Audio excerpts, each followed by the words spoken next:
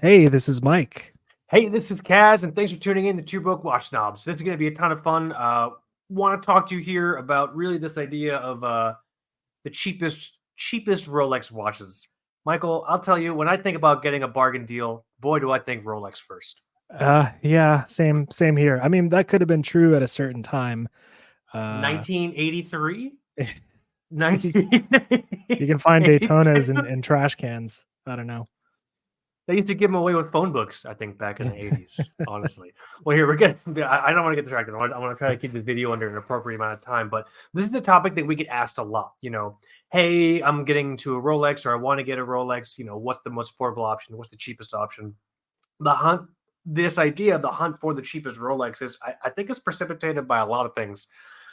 I think folks see it as a milestone. Like, hey, I did something amazing or I achieved something really particular. I'm going to honor that with a Rolex. Some people see it as something maybe that they're supposed to want to get as part of their watch collection, especially if they start to get into collecting and they really start to ingest a lot of watch marketing. And then there's folks who I think, Michael, you and I affectionately refer to them as not watch collectors exactly, but wealth enthusiasts. Yeah, I want to buy into the brand. What's the easiest way to get into it? Mm-hmm.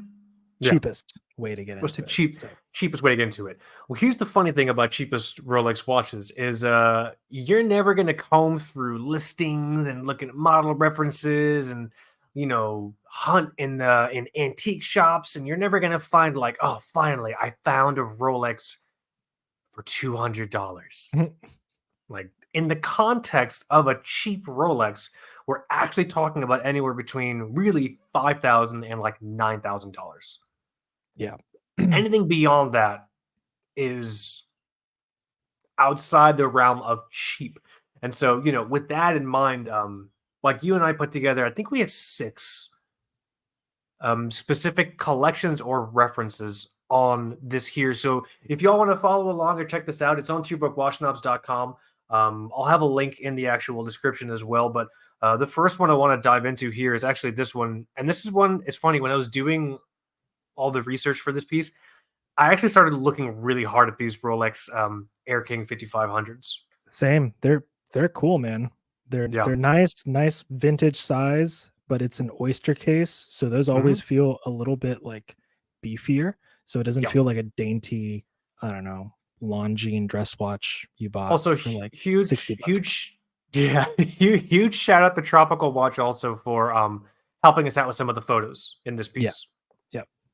An amazing source for not just cheap Rolexes, most Rolexes. A lot of badass things on that website. But I think the story of the Air-King is really, really interesting. A lot of it, you can read the history on the actual website, but the original iteration of the Air-Kings post World War II was done by Rolex to commemorate this partnership that the brand had with British RAF, right? That's correct. Yeah. So super, super interesting. This 5500 in particular is worth keeping in mind because as we go through this piece, half of the watches are Air-Kings. Yeah, and that's kind of surprising because I think history-wise it has a lot of the hallmarks that we look for in a cool watch. It has, I don't know, a connection to pilots. It's sporty. It's a Rolex. It screams adventure. Yep. And I think they build a lot of that personality into the marketing of Submariners and GMT Masters, but I think Air-Kings, have that same kind of vibe as well. And it's more practical. Like, it's actually something I could see going through those types of things. So the 5500 and most of the Air-Kings you're going to hear us talk about 34 millimeters. It's a little bit smaller, but if you like the history, it's great.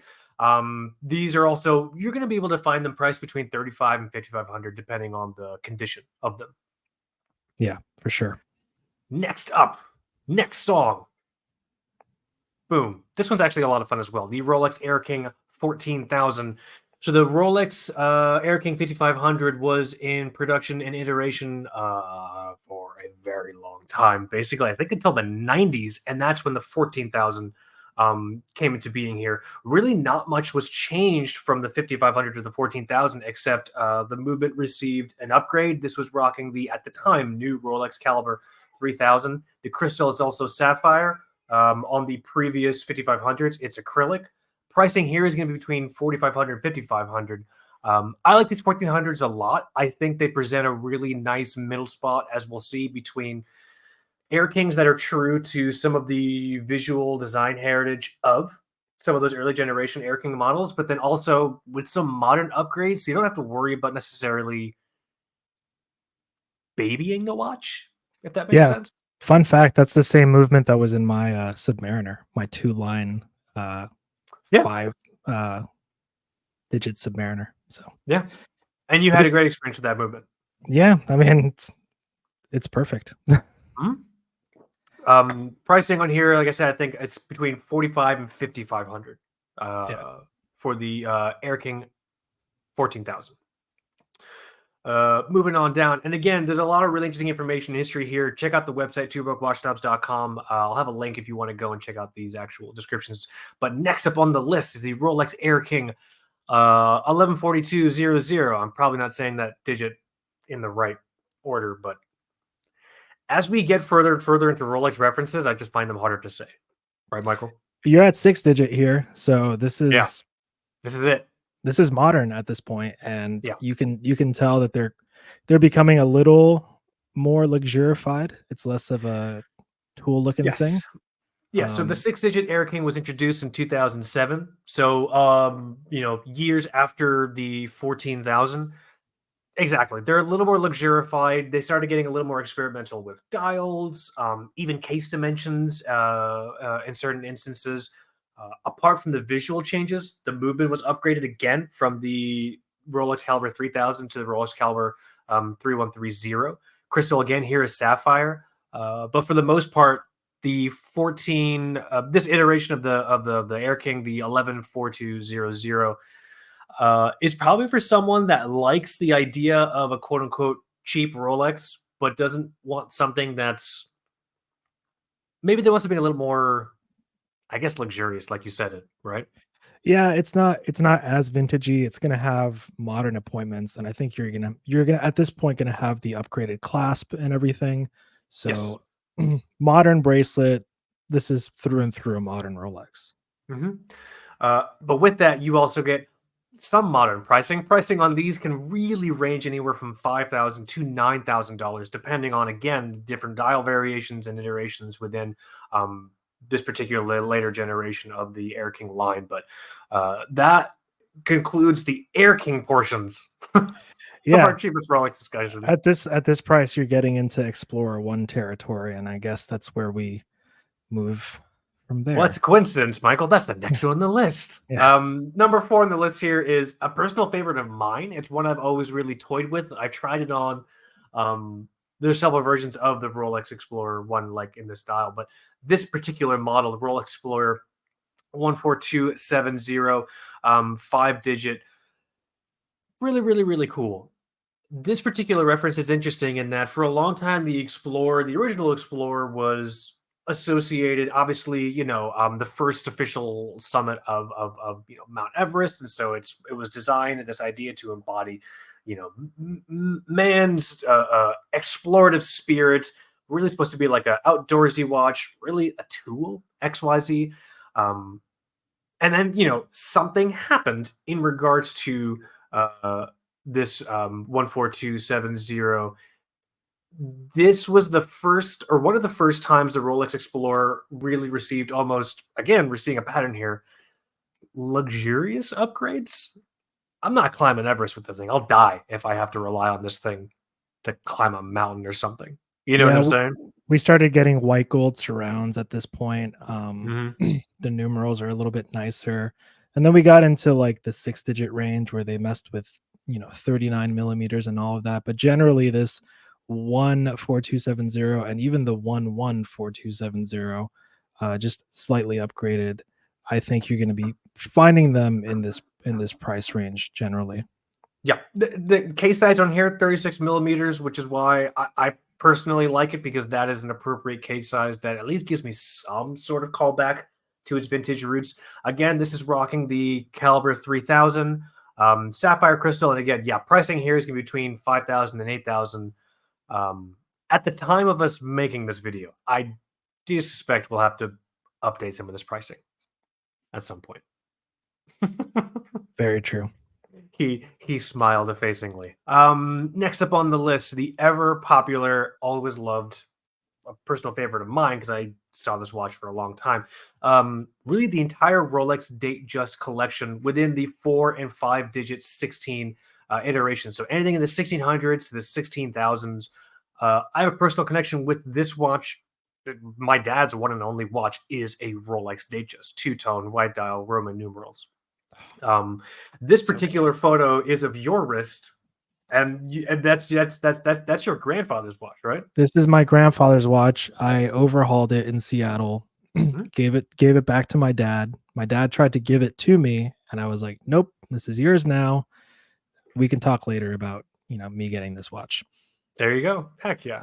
The Rolex Datejust line is really interesting. There's a fascinating history. You can go and check it out. But this one is definitely going to be more suited to someone that wants to go on a bit of a journey and maybe have some selections, because we're spanning across 4 and 5 digit reference numbers and many different dial, style, metal mix iterations. And so you're going to get case sizings ranging anywhere from mid 20s to low 40s. 41 millimeter, I'm pretty sure, is the max. You're going to get all different types of movement styles on the older models. So your 4 digits, it's most likely going to be an acrylic crystal. Newer are ones are going to have sapphire crystals. For the most part, as long as you don't look for something fully gold or like bedazzled and like South American emeralds, you should comfortably be in this $4,000 to $5,000 area. Yeah, two-tone stuff might take you out of this. I'd say. So yeah. I would say if you were on the hunt for a Rolex Datejust, have fun, research references, keep it modest. It's still a Rolex. You don't have to prove anything. I'd have a tough time picking between these two, just personally.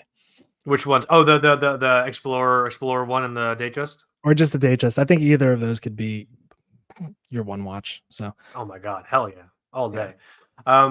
Here as we round up the list, we're heading to the last one here. This next one's actually a lot of fun. So it's the Rolex Oyster Perpetual collection. This is one of the ones that really kind of, I guess you could say, put Rolex on the map. I hate that phrase, but there's really no getting around it. So the first iterations of the Rolex Oyster Perpetual watches combined two things that Rolex was making a name for themselves, and that was the actual Oyster case, which was really noteworthy at the time for its waterproofness, and then the first automatic movement from Rolex, the Perpetual movement. So Oyster Perpetual, you get those two pieces together. These are going to be older watches. These are going to be more for folks who might appreciate some of those more technical and more heritage-driven innovations within the Rolex brand. You're going to be looking for Rolex Oyster Perpetual references in the 1000s to 6000s. This photo here in particular, Michael, this again is this is a redial 6. I wrote it down here. 6.5. Which reference is this that you have on here? Oh, completely forgot. That's okay. It's okay, but yeah, this is a little. I think 34 millimeter from the early 50s. 6580. There you go. Yeah. So this is another really great opportunity for someone that wants to hunt. You feel the bloodlust for hunting a vintage Rolex, a cheap vintage Rolex. You can check out the Datejust line or these nice, fun vintage Oyster Perpetuals. And it was actually an Oyster Perpetual that went up Everest. It wasn't called the Explorer at the time. So it was a watch that looks more like this, actually. Yeah, I think I mentioned that in the piece. Like, they didn't wear an Explorer on the mountain. That Explorer was made after the fact. So if you want to be here, let's be toxic. If you want to be an authentic watch collector, and you want to really honor Rolex's mountain climbing heritage, get yourself a Rolex Oyster Perpetual. Case sizing on these is going to range anywhere from 24 millimeters to 41 millimeters. You're going to be spanning a wide variety of movements. Again, you're going to have acrylic crystals on the older models and sapphire crystals on some of the newer ones. Your price range here is going to vary greatly between $3,000 and $7,000. I will say, for all the pricing we shared, those are pricing ranges that you can expect from trusted vintage retailers and things like that. Please don't send me messages that say, "Oh, wow, I found it from someone on Reddit for $35." I'm not talking about some rando you found on Reddit. Like I'm talking about like places that most folks would feel comfortable shopping at online for vintage Rolexes, you know? Yeah, there's I could probably count, 5 people in total that I'd trust for vintage Rolex. So, and Tropical Watch is one of them. Tropical So, Watch is one of them. Yeah. Again, yeah. huge thank you, Tropical Watch, for helping us out with these media pieces. But that's the list. Let us know your thoughts in the comments below. Please definitely go and check out the actual twobookwatchknobs.com piece. I'll have a link in there as well if you want to read a lot more in-depth history and details on these pieces. And this was a ton of fun to do. If there are any types of other videos like you'd like for us to do in this same sort of vein, again, let us know in the comments.